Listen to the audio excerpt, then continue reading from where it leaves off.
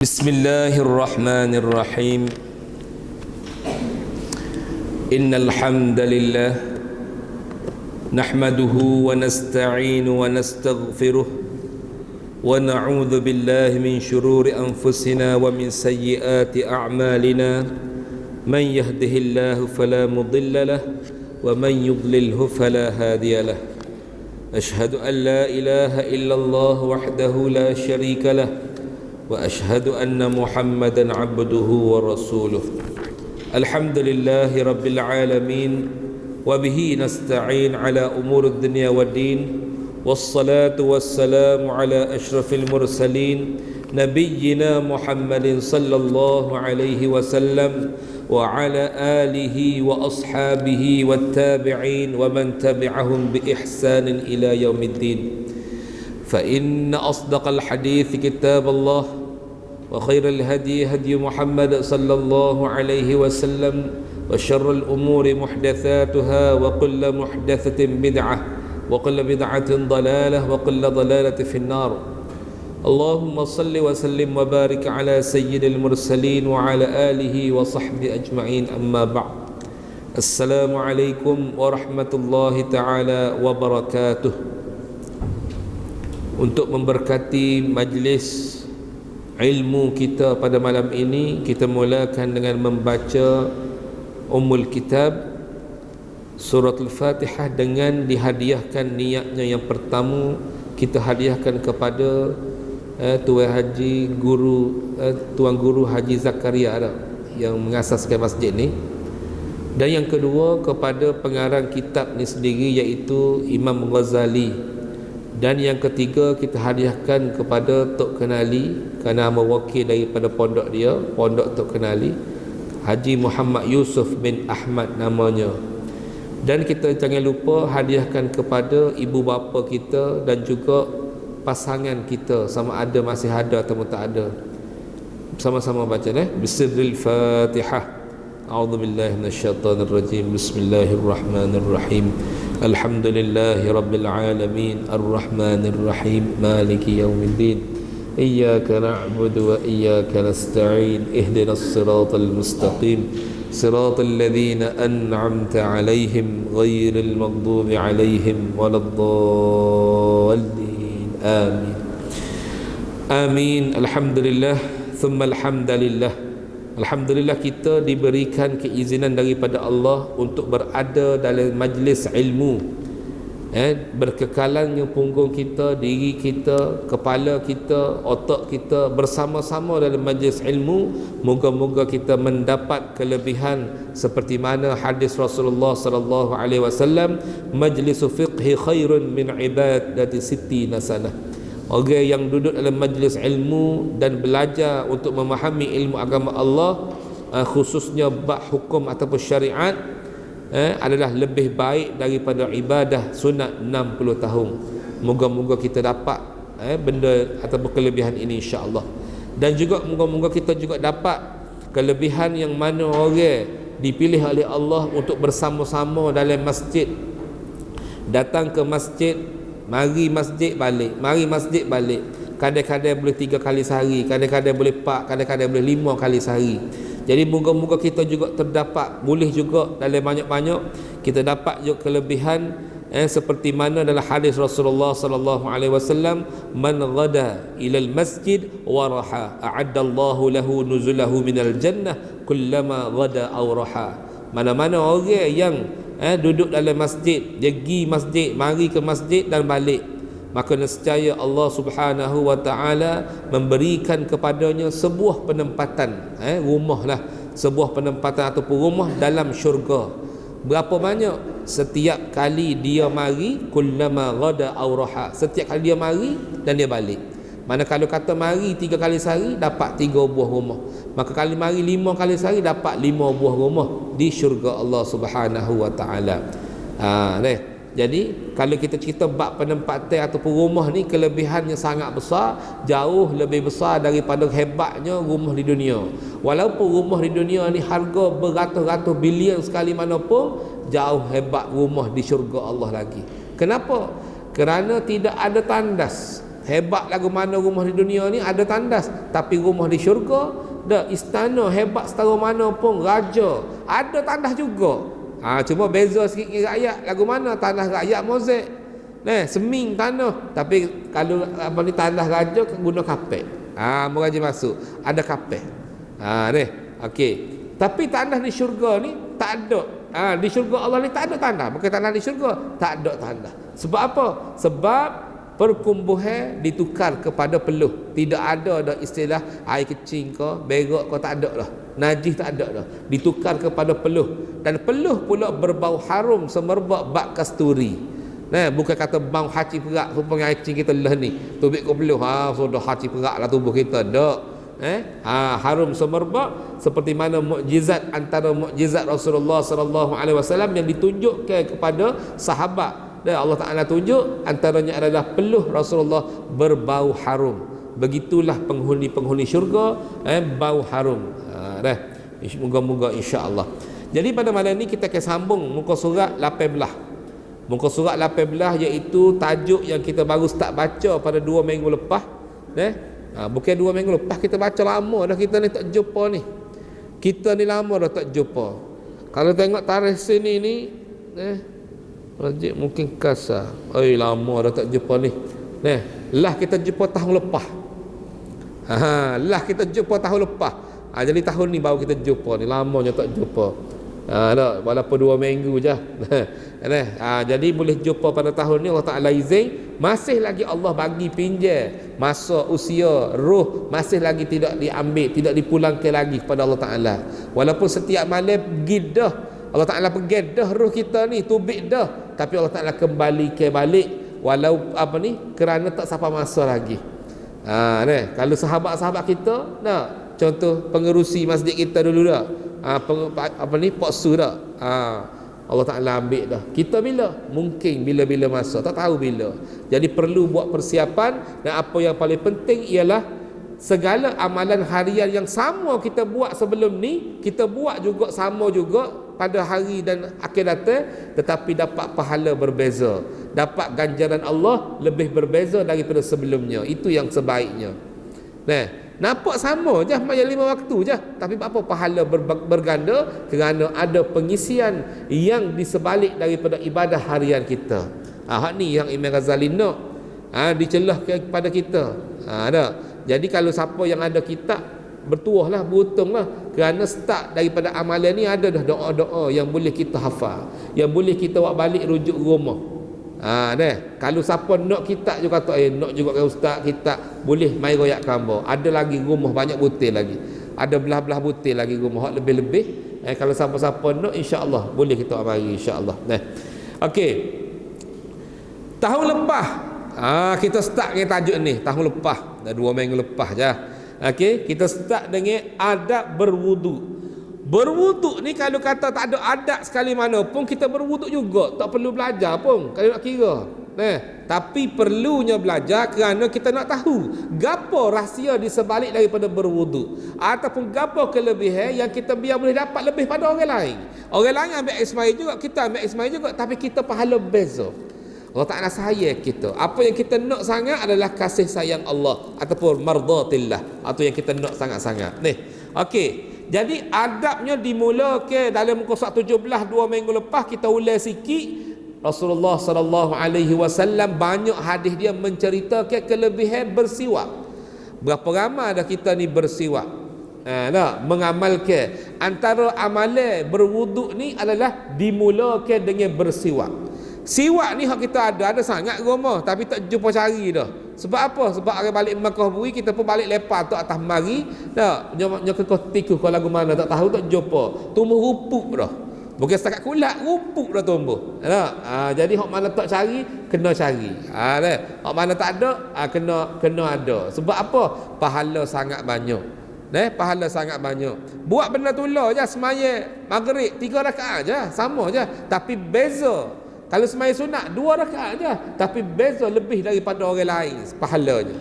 Salatun bisiwakin afdalu min sab'in salatin bila siwakin. Orang yang sembahyang yang bersiwak ni pahala dia seperti mana orang yang tidak bersiwak tu sembahyang 70 kali ganda, 70 rakaat. Kita semaya 2 rakaat aja, tapi boleh pahala sepuluh semaya 70 rakaat. Nak kedak 70 kali ganda. Kita mari semaya masjid nak dapat pahala gandaannya 27 kali ganda. Berebut tu kat mari, tapi benda hak batal ringan kita payah nak bawa. Sedangkan benda tu senang je kalau kira sebenar. Nah, kalau hak ambo bawa pula baru ni, nah ada lagi yang salah kereta. Siap ada sarung nak pula. Ambo tak guna sebab besar payah nak guna sarung. Ambo guna mudah ya pakai bawa cokoh dalam poket. Kerak pendek siap-siap tak sewi nampak. Duk celah dalam celah peng. Jadi orang tak perasan. Orang tak perasan kita pun nak semaya, nak berwuduk kita konyoh sebentar. Nah, tidak payah, sangat-sangat mudah. Cuma nak kita si je. Kelebihan banyak. Bukan setakat kelebihan pada muka atas muka bumi ni, iaitu kelebihannya antaranya melambatkan ubah, melancarkan tutur kata, memudahkan apa sebut teh huruf. Kalau kita nak sebut payah duk main walabah macam walabal ihdinas syiratal mustaqim syiratal labina an'am, macam-macam orang baca. Nauzubillah. Ada contoh tu bukan apa.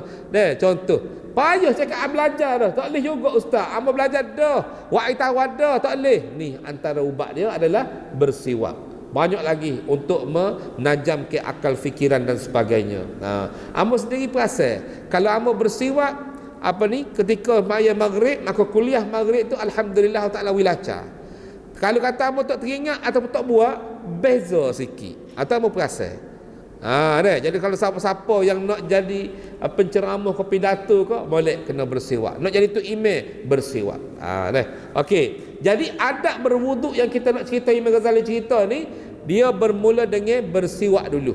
Pada perbuatan dimulakan dengan bersiwak, tapi pada bacaannya dimulakan dengan basmalah. A'udzubillah dulu barulah basmalah. Mana baca auzubillah lepas tu baca bismillahirrahmanirrahim, itu pada bacaan. Pada perbuatan dimulakan dengan bersiwak. Jadi kalau rugilah siapa tak buat dah. Okey, kita sambung muka surat 18. Kemudian katanya Imam Ghazali, dia kata apa? Kemudian ketika hendak berwuduk, duduklah dengan menghadap kiblat. Ini sebaiknya. Ini perkara sunat.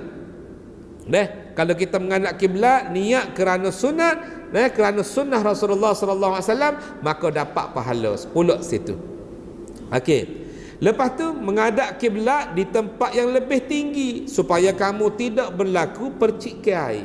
Maksudnya dengan air hak jatuh tu lokal. Tu sebab lah ni kalau orang buat lokal. Supaya rendah sikit daripada hak tempat kaki kita duduk, ataupun setengah-setengah tempat dia buat terus buat tempat tinggi. Ni beramal dengan hadis ni lah. Dengan kitab ni royak. Tak tinggi mana, tak ada lah kata siapa ke sedepa tinggi dia. Semeter dak, tinggi-tinggi ni je, tinggi-tinggi kotak ni lebih kurang 2 eci, 1,5 2 eci, paling terik 3 eci. Tinggi sikit, patut buat lokal pula. Air jatuh tak mecik, tu tujuan dia. Apa najis ke? Bukan najis. Cumanya pada ghaliknya kepada kita, kepada manusia kita ni, pada hukum akal manusia menjadi pada pandangan lah kotor. Contoh kita koma, kotor contoh. Tapi tidak najis.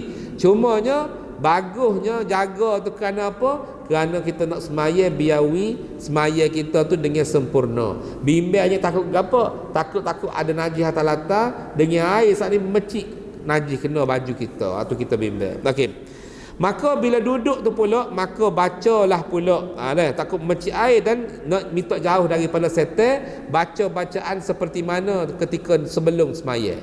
Ni juga baca ketika sebelum semaya pun bagus juga baca. Bismillahirrahmanirrahim. Rabbi a'udzubika min hamazatis syayatin wa a'udzubika rabbi an yahdurun. Tu antara doa yang molek dibaca. Rabbi a'udzubika min hamazatis syayatin wa a'udzubika rabbi an yahdurun. Maksud dia apa dia? Dengan nama Allah yang Maha Pemurah lagi Maha Pengasihani. Murahnya Allah, baiknya Allah, kasihnya Allah. Ya Allah, aku berlindung denganmu ya Allah daripada gangguan syaitan, dan juga berlindung denganmu ya Allah. Minta jauh. Berlindung ni maksud minta jauh daripadamu ya Allah, daripada kehadiran mereka di sisiku. Mereka apa dia? Setan. Minta tak sewi mari ketika berwudu. Sama juga semaya, minta jauh daripada setan mari semaya. dekat kita semaya. Jadi antara amalan tersebut setan mari, antaranya bersiwak sanih. Sebab setan benci. Dah, setan tak suka. Dah, setan tak suka. Dalam hadis, hadis atas sekali dah, muka surat 17. Fa innahu matharatun lil fami wa mardatun lir rabbi wa masqatatun lisyaitani. Nah, ayatnya bersugi ni menyucikan mulut, menyebabkan keredaan Allah. Allah redha, Allah suka dan membenci bagi setan. Lepas benci setan, minta doa pula supaya tak mari, minta jauh pula. Ni doa nak semaya pun sama, doa yang sama. Rabbi a'udzubika min hamazatis syayatin wa a'udzubika rabbi an yahdurun. Dengan nama Allah kita minta jauh, biar minta jauh daripada kehadiran. Hadir pun tak sih. Kelipat pun tak sih. Okey. Kemudian basuhlah dua tanganmu pula, dia kata basuh kedua tanganmu 3 kali. Hak wajibnya sekali je. Kenapa 3? Kerana di situ ada rahsia. Yang pertama, takut ada yang tidak rata. Takut ada yang tak rata, takutnya kulit kita kena debu, kena benda yang boleh menyebabkan menghalang air dan sebagainya. Jadi kita buat 2-3 kali tu supaya air rata. Yang pertama. Yang kedua, ada doa yang diajar oleh Imam Ghazali kita ni, antara doa-doa yang disebut dalam hadis-hadis Rasulullah sallallahu alaihi wasallam. Maka doa Imam Ghazali dia kata apa dia? Lepas daripada basuh 3 kali, dia kata kemudian basuhlah dua tanganmu 3 kali sebelum memasukkannya ke dalam bekah ke bekah air, dan bacalah sebelum memasukkan ke apa? Ke dalam bekah air dan baca tangan saat ni. Nak cuci tangan dia. Jadi bila basuh tangan ni ada doa dia. Allahumma inni as'alukal yumna wal barakah wa a'udzubika minasy-syu'mi wal halakah. Tidak payah, pendek ya. Allahumma inni as'alukal yumna wal barakah. Allahumma inni as'alukal yumna wal barakah wa a'udzubika minasy-syu'mi wal halakah. Ya Allah, aku mohon padamu ya Allah. Apa dia? Yang pertama ni, kalau tak ingat juga ku Arab, sekurang-kurangnya kita ingat juga ku bahasa Jawi kita, bahasa Melayu kita. Poin pertama adalah basuh tangan. Ni ada tujuan ni. Tujuan dia ada hadis di belakang daripada bab ni. Muka surat berapa? Muka surat 25. Muka surat 25 akhir pada wuduk ni terbuka semata. Muka surat 25 kita lakas semata. Annaman dzakarallaha 'inda wudu'ihi tahharallahu jasadahu kullahu wa man lam yadhkurillaha lam yadhhur minhu illa ma asabahul ma. Mana-mana orang yang menyebut nama Allah ketika berwuduk, maka Allah akan menyucikan semua jasadnya. Semua jasadnya ni bermaksud rohani dan jasmani. Kita kalau katalah nak basuh tubuh kita, nak basuh rohani, tak boleh kecuali biiznillah. Kita kalau diri kita rohani dengan lisan, dengan apa? Dengan doa, dengan zikir. Jadi rupa-rupanya ada hadis yang menunjukkan daripada berwuduk saat ni Allah Ta'ala boleh menyucikan rohani dan jasmani kita. Semua jasadnya. Tetapi sesiapa yang tidak menyebut nama Allah ketika berwuduk, maka jasadnya tidak suci. Kecuali yang suci hanyalah yang terkena air sahaja. Jadi rugi tak berdoa. Jadi poin berdoa kok bahasa Melayu kita, yang pertama kita baca dulu dah. Okey. Yang pertama, aku memohon daripadamu ya Allah keberuntungan. Ni poin pertama. Kalau kok Melayu juga basuh tangan tu tak? Ya Allah, builah ke aku ni ya Allah, pada tangan aku ni ya Allah, biar beruntung ya Allah. Beruntung kalau bahasa Kelantan panggil tuah. Betul tak? Beruntung tuah. Gede lagi. Seumpama dengan dia lah, benda molek lah, minta molek, minta beruntung, minta beruntunglah tangan aku ni ya Allah, bertuahlah. Kalau nega, biar nega tu maju. Kalau kata ngajar, biar ngajar tu berkat. Budak anak-anak peheh nulis kok dengan apa, kalau dulu dengan kapur, lah ni dengan marker.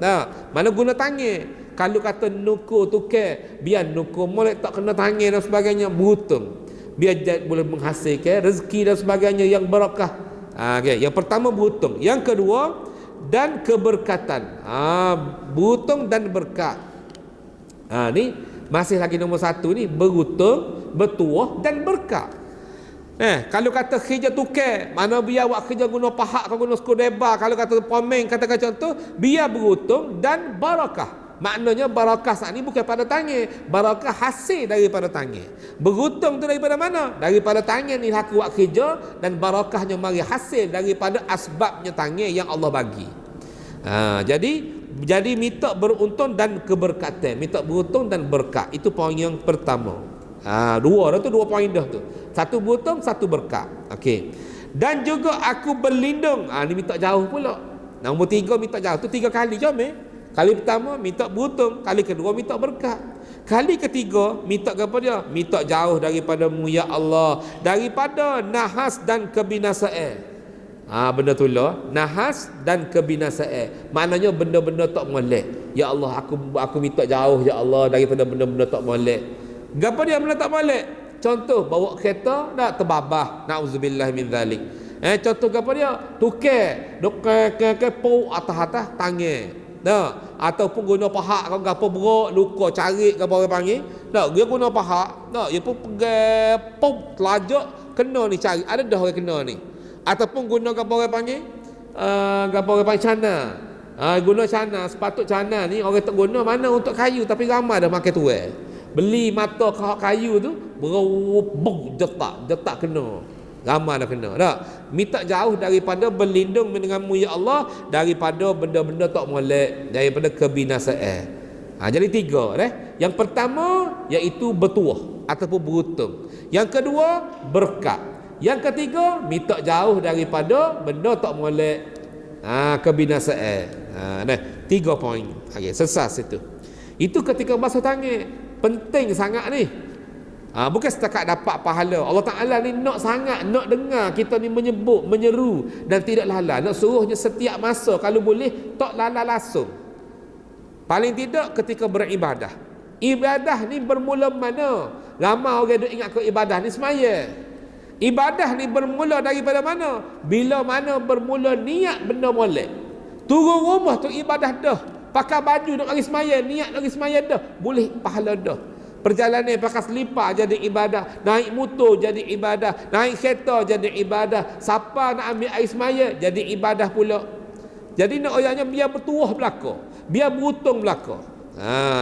Jadi pertama beruntung, yang kedua minta barakah, yang ketiga minta jauh daripada kebinasaan ataupun nahas bahaya dah. Okey, kemudian dia kata Imam Ghazali, kemudian niatlah untuk mengangkat ataupun menghilangkan hadas. Maksudnya hadas kecil. Kalau berwuduk lah. Ataupun berniat mengharuskan solat. Dan seumpamanya berniat wuduk boleh. Cuma kalau dari segi fiqahnya, kalau kita dari segi fiqah ni, maslik fiqah, kalau katalah contoh kita ni daimul hadas, jadi tak leh kepada niat kita sahaja aku mengangkat hadas kecil, tak leh, tidak sah. Daimul hadas lagu mana? Hadas tubik seomong. Gapo orang panggil contoh orang puai tubik istihadah. Darah tak berhenti lepas 15 hari dikira darah istihadah. Kalau kita pula contoh orang lelaki ni kencing tak berhenti. Cara pengendalian dia adalah kena luruk, kena deheng apa semua, kita kecek dah benda tu. Cumanya kalau katalah tubik tak berhenti juga ataupun tak tubik semacam, cara dia lagu mana? Pertama dia nak ambil air semaya adalah kena selepas daripada masuk waktu. Yang kedua mesti cuci betul-betul dan letak kemah ikat molek. Sama ada kalau katalah lah ni senang, kalau dulu payah tak ada seluar dalam, lah ni senang ada seluar dalam. Pakai seluar dalam, ambil tisu 2-3 lapak letak depan tu, maka dia kemas sendiri, tak ada masalah. Kalau tubik ketika semaya, dimaaf pada syarak, tak ada masalah. Tubik juga tengah semaya, tak ada masalah. Ada juga orang yang jenis kuat sikit, orang lelaki jenis kuat, bukan tubik air kecil, tubik air mazi. Tubik air mazi sokmong. Dosanya so tubik air mazi. Tubik tengok air mazi ni. Tak mikir apa pun tubik air mazi. Biasa orang hak tak cukup dengan rumah besar lah biasanya. Okey. Jadi kalau tubik lagu tu bermaksud daimul hadas, tubik semua hadas, cara dia mestilah masuk waktu barulah boleh ambil berwudu. Dan hanya boleh semaya waktu tu sahaja. Walaupun tak ketuk, tak boleh dah nak semaya Isya. Katakan contoh, mari semaya maghrib, bila masuk Isya kena ambil air semaya pula. Kena cuci. Kalau kata ada tukar kapah tak apa dah, lurut-lurut apa cuci, tukar. Kalau orang puai kat tukar pek. Tukar pek dah. Contoh istihadah ni. Cuci tukar pek, ambil air semaya, boleh semaya Isya pula. Yang boleh dibolehkan hanya semaya yang sedikit. Contohnya semaya ringan-ringan, semaya sunat. Boleh.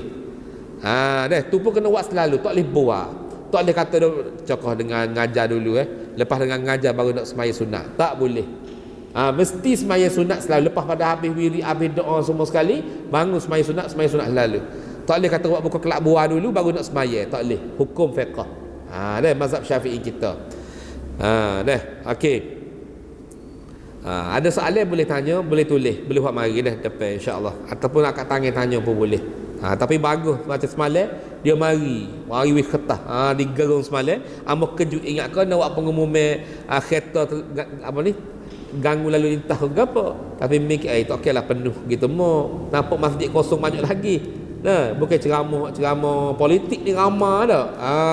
Ceramah lepas ngorek lagu ni tak amal mana. Hak kosong lebih banyak daripada hak ada orang. Tu standard lah. Kecuali kalau kata penceramah hak viral. Hak viral tu barulah jadi panggil dah. Ni hak main jumpa tengok 2 minggu semacam kelih, puas kelih dah, cuma kelih dah. Aku nak dengar pun bolu leng-leng. Tapi kalau orang hak tak biasa panggil lama. Gua Musa amogi meleh lembu. Orang naik banner siap, meleh lembu siap. Boleh makan gula lembu kita. Penuh masjid. Contoh sebab tak biasa jumpa. Tapi kalau hak biasa ada lah. Supaya gua Musa pergi kali kedua, kurang dah sikit. Kali ketiga kau kurang. Okey. Dan ayatnya sini Ghazali besar mengangkat hadas saat ni. Kalau katalah nak ambil berwuduk, banyak benda boleh niat. Sama ada niat berwuduk boleh. Jadi bagi orang yang daimul hadas ataupun dedah, ataupun tubik sokmo, daimul hadas ni bukan dedah. Daimul hadas ni tubik sokmo. Tak. Kalau dedah ni tak sikit jaga-jaga tubik. Tu yang panggil dedah. Ataupun gerak sikit tubik. Tu dedah. Jadi kalau tak kira lah pengendalian cara dia sama. Sama ada kalau zaman dulu dia ikat. Dia ikat di kepala tu. Dia ikat kapah, ikat tisu dan sebagainya. Lalu ni seni ada seluar dalam pakai. Kalau kata parut tisu habis boleh pinjam pek bini. Dah. Nah weh, pinjam model lemos lah. Mana nak pakai model mana ni? Tisu habis, aku nak pergi semaya. Tak apa pakai, bukan orang tahu pun dia dalam. Pek lagi bagus, dia boleh tepek di belakang, tak bergerak dah lah. Kalau tisu mungkin gerak. Okey. Jadi kalau katalah sekiranya berhadas daimul hadas ataupun dedah, maka tidak boleh niat menghilangkan hadas ataupun niat mengangkat hadas. Niat lagu mana? Untuk mengharuskan solat ataupun sahaja aku berwudu. Gitu boleh. Okey.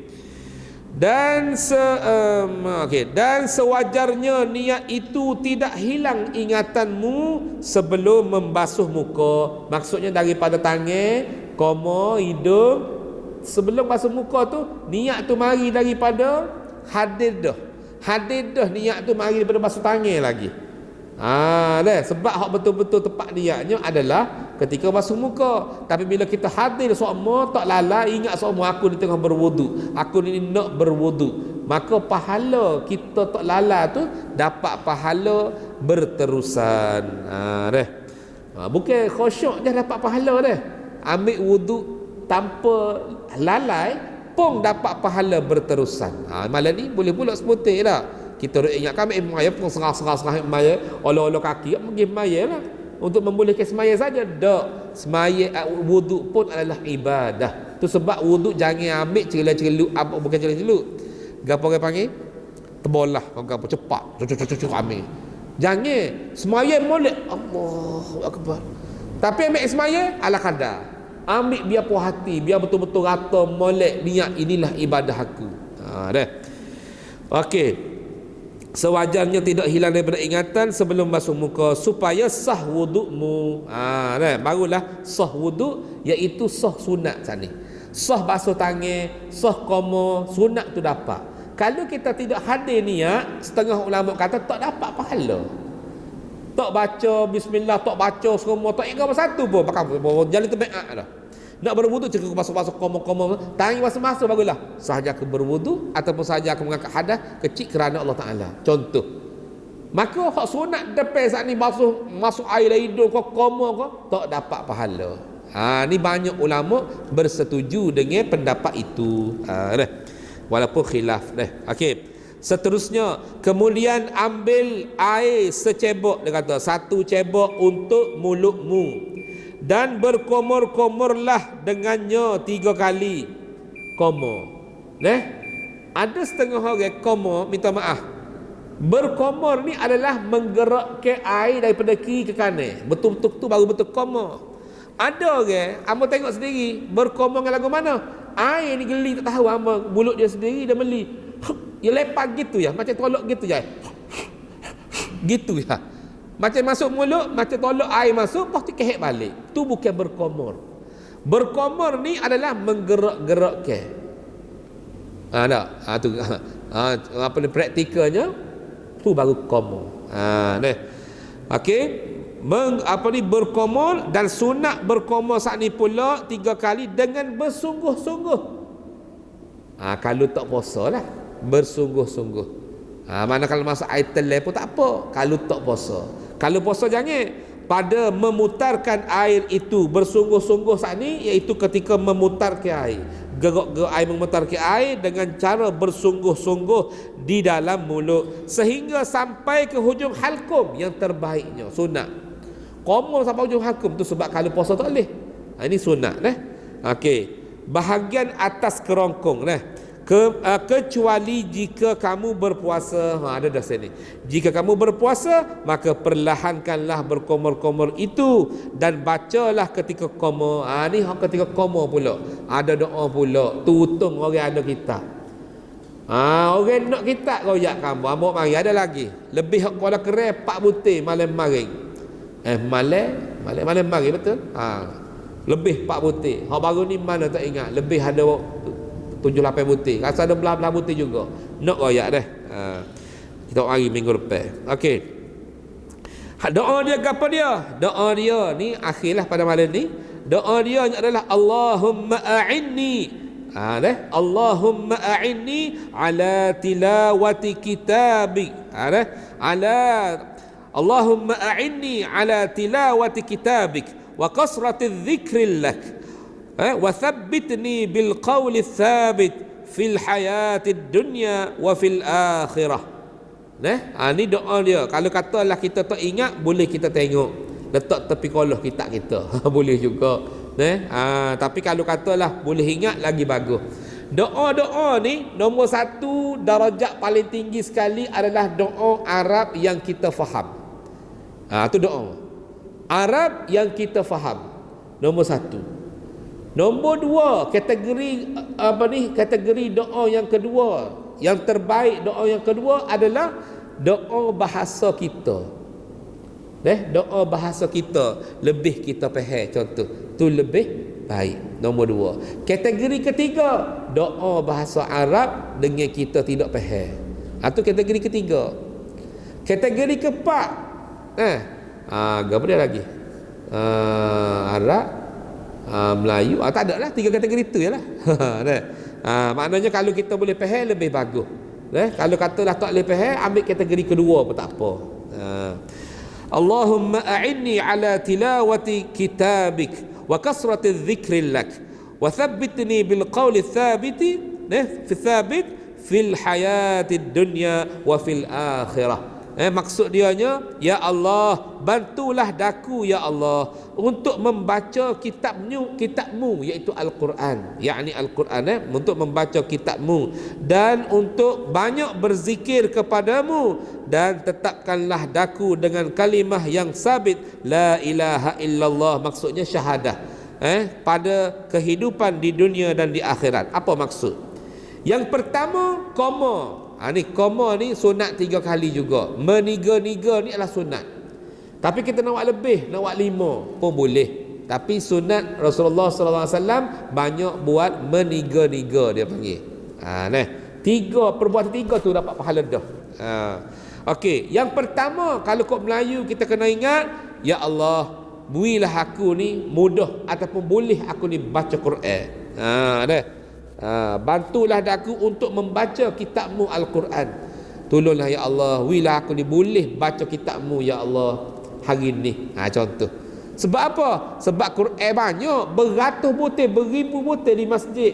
Rumah kita kadang-kadang 2-3 butir ada, tapi tak ada baca. Sibuk, debu, ada macam-macam. Jadi melalui minta pada Allah, Allah sangat suka kita merayu memohon kepada Dia.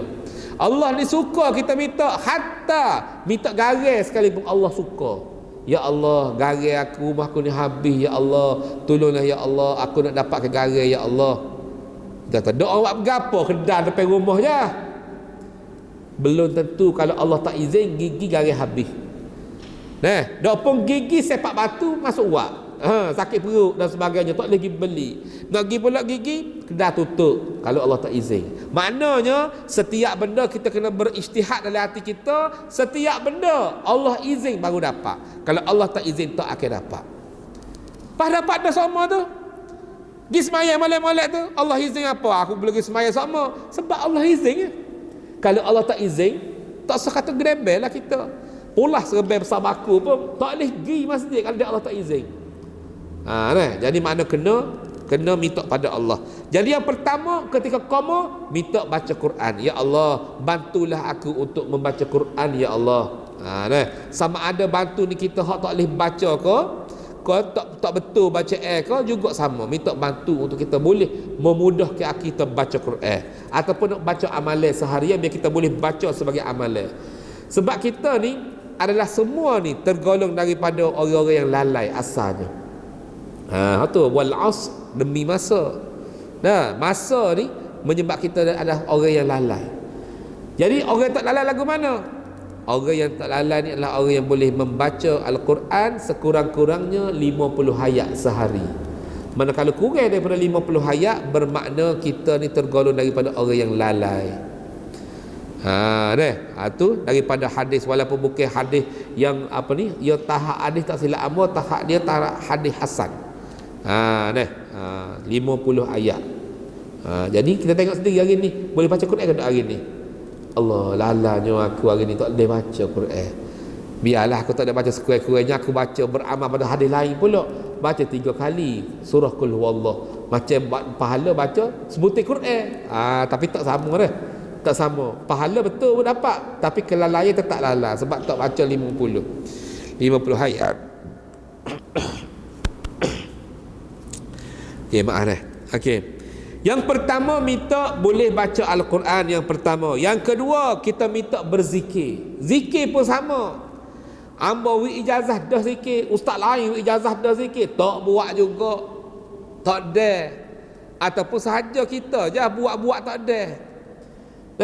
Amba pernah beri dah siapnya orang panggil ijazah nak suruhnya kuat zikir kita ni direct kepada siapa? Kepada Rasulullah sallallahu alaihi wasallam, bertali. Tidak kata mari kau celah mana dak, betul-betul siapa kepada Rasulullah sallallahu alaihi wasallam.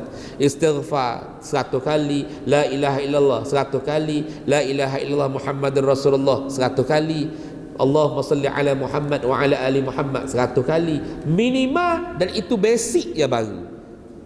Belum lagi kita buat tahlil 1000 kali sehari, ataupun 10,000 kali sehari, belum lagi kita buat. Hak 100 tu pun kadang-kadang tak lepas. Payah ke? Dok pun sebenarnya kalau betul-betul istiqamah 15 minit je. Kalau katalah siapa-siapa tunggu lepas subuh, antara kelebihan lepas subuh dengan sebelum maghrib adalah tepat atau masa yang paling comel berzikir. Paling suka Allah Ta'ala suka ketika mana? Ketika waktu senja. Sebab ketika ni lah ramai hok ngatuk mata, hok gaduh nak pergi bekerja, hok gaduh apa ni nak mari masjid pun payah dan sebagainya ketika ni.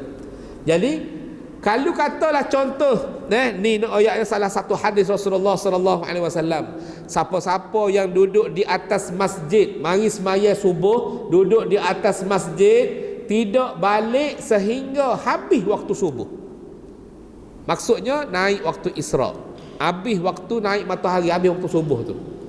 Sekurang-kurangnya tanpa bercakap, duduk berzikir ke, duduk dengan kuliah ke, dengan majlis agama ke, lepas tu ditutup pula dengan, lepas habis semua tak buat lagi, terus semaya 2 rakaat baru dia balik, ataupun baru dia buat, tutup dengan 2 rakaat.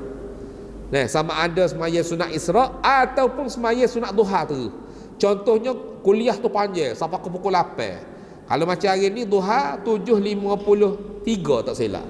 Jadi sampai ke pukul 8 kita duha dah ni, kita pun terus semaya duha 2 rakaat di atas masjid dalam iktikaf lagi. Lepas tu kita putubik, kita dapat pahala ke apa? Kita dapat pahala 2. Pertama pahala umrah, dan yang kedua pahala sama dengan buat haji.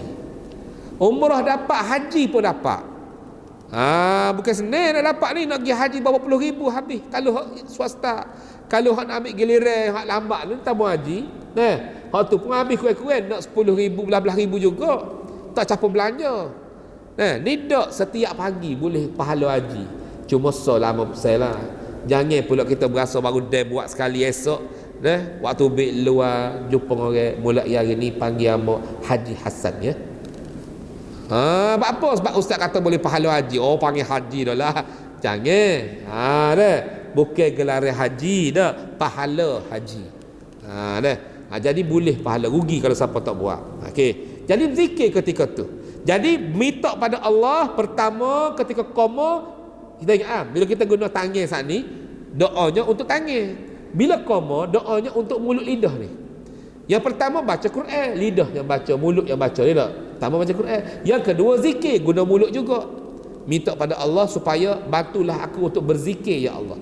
Yang ketiga, yang paling penting sekali. Ni penting sekali. Apa dia?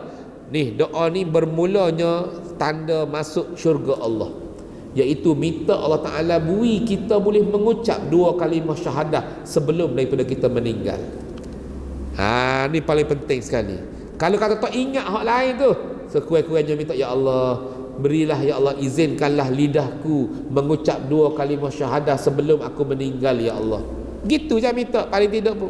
Ataupun tak ingat, minta doa. Kalau kata nak beramal pada hadis yang tadi, anna man dzakarallaha inda wudu'ahu taharallahu jasadahu kullahu wa man lam yathur minhu illa ma asabahul ma. Hak muka surat 25 tadi. Contoh, mana-mana orang hak sebut nama Allah, katalah kita tak ingat, nak juga beramal hadis tu, cara dia minta ampun dosa pun tak apa. Ya Allah, ampunlah dosa tangan aku ni ya Allah. Kita tak ingat doa. Contoh, main mulut, ya Allah, ampunlah dosa mulut aku ya Allah. Basuh tangan, ya Allah, ampunlah dosa muka aku, mata aku tengok benda-benda maksiat dan sebagainya. Paling tidak pun. Okey, kalau doa Imam Ghazali ni 3 dia besar. Yang pertama, minta Allah Ta'ala bantu baca Quran. Yang kedua, bantu berzikir. Dan yang ketiga, minta boleh mengucap 2 kalimah syahadah sebelum daripada kita meninggal. Bukan selepas meninggal sebelum meninggal. Lepas meninggal tu bukan 2 kalimah syahadah lah. Tengok muka nakir dah lah. Roh kita bila diambil Allah Ta'ala, dia cabut, akan dikembali ke roh kita selewat-lewatnya. Dia kembali semula. Tengok jasad kita ketika mana? Ketika nak tanah. Bila nak tanah tu, jasad kita masuk dalam liang lahat, roh kita dikembalikan di hujung kepala. Kita tengok mayat kita, orang tengah pusing. Tu sebab mayat tu tak boleh nak buat kasar. Dan juga ketika mandi pun tak boleh kasar. Sebab apa? Sebab setengah ulama kata dikembali dah. Ada kembali awal, ada kembali lewat. Paling lewat adalah ketika nak masuk dalam liang lahat. Bila masuk liang lahat tu, paling musim-musim, masa tu kita tengok roh tubuh kita telah pun dikafankan dan telah pun dipusing-pusing, pipi kita telah pun disentuh lantai tanah yang akan dimamah oleh cacing tanah, lipai dan sebagainya. Minta jauh. Dan ketika tu kita melihat munkar nakir yang warna kehitaman kebiru-biruan, kita legah kata, ataupun blue black. Tapi tak sebutlah blue black, kebiru-biruan, hitam kebiru-biruan dalam hadis. Kita tengok Allahu Akbar, takutnya dengan mata merahnya. Jadi kena jaga molek ketika hidup ni. Sama-samalah kita pertingkatkan amal ibadah kita. Buat benda sama je, tapi biar kau comel. Semaya 5 waktu, zikir yang sama je, tapi biar kau ikhlas, biar kau comel, biar kau betul-betul dapat redha Allah. Pakai baju kerana Allah, pakai piyah serbai kerana Allah, letak ridak kerana Allah, bukan kerana nak tunjuk semak kau handsome kau dak. Tapi boleh kau pakai nak suruh dah.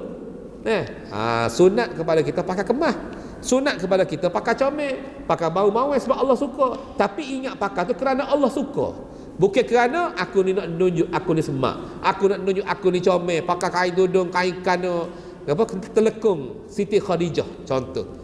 Kalau orang puai dah Siti Khadijah sahur Aceh pula ori tak ori kat mana. Orang puai lah. Orang puai ambo royak dia kata lain apa? Kalau Siti Khadijah ni kalau hak ori dia kata kemah tepi ni. Kalau hak tak ori kata jadi terbuka, gelonggong. Dia royak. Wallahu a'lam. Tak aja pakai. Jadi nak royak je buat ingat Siti Khadijah kau, Siti Fatimah kau, ingat kerana Allah. Pakai t-shirt kerana Allah, pakai piyah kerana Allah, pakai spek mata kerana Allah, semua kerana Allah. Dapat melakukan Allah izin. Allah izin aku pakai spek hari ni, Allah izin aku boleh pakai baju hari ni. Ramai mana orang tak boleh pakai baju? Kepanasan, panas sangat-sangat tak boleh pakai baju. Ada tak boleh pakai, soyak kulit, no api dan sebagainya contoh. Tapi Allah izin kita. Maka bila kita Allah izin, tu sebab Allah suruh ucap seumur alhamdulillah.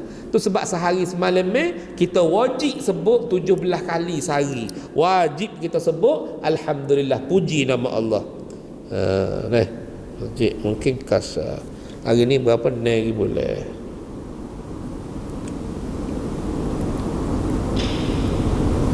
Nak royaknya, kalau Allah izin boleh belakang. Kalau Allah tak izin, tak usah kata gedebel. Tak ada harapan kita. Biarlah harapan mereka pun, tapi kita tak ada harapan. Contohlah tu, bukan politik. Jadi nak tak ada harapan kita. Jadi gitulah. Jadi hak akhir doa hak akhir datang lagu mana ustaz? Ustaz tak baca lagi. Lagu mana? Mudahnya gini je. Tok guru hamba royak minta ampun, minta maaf, minta ampun setiap setiap anggota yang kita sentuh. Kalau kita tak tahu, tak ingat ataupun tak tahu lagi ni depan ni lah, lepas ni baru kita sebut. Untuk koma pula, untuk masuk air dalam hidung, lepas ni baru ada doa gapo, basuh muka doa gapo, tangan sampai siku doa gapo, semua sampai ke kaki ada doa belaka. Baru kita nampak, oh no, ingat aku dah adab berwudu. Belajar gapo adab berwudu. Ada banyak benda di celah-celah yang kita tak tahu selama ni. Rugi kalau kita tak buat. Jadi insya-Allah moga-moga bermula pada malam ni kita boleh start amal bersiwak dulu ke, start amal bismillah ke, start amal doa ke, doa tak ingat doa minta ampun ke, tak kira lah. Cuma untung orang ada kitab lah. Orang ada kitab dia boleh tengok balik kita ataupun orang tak ada kitab tapi dia ada nota, dia tulis, maka untunglah orang yang tulis. Tapi orang yang tak untung lagu mana? Tengok YouTube nanti, insya-Allah ada YouTube.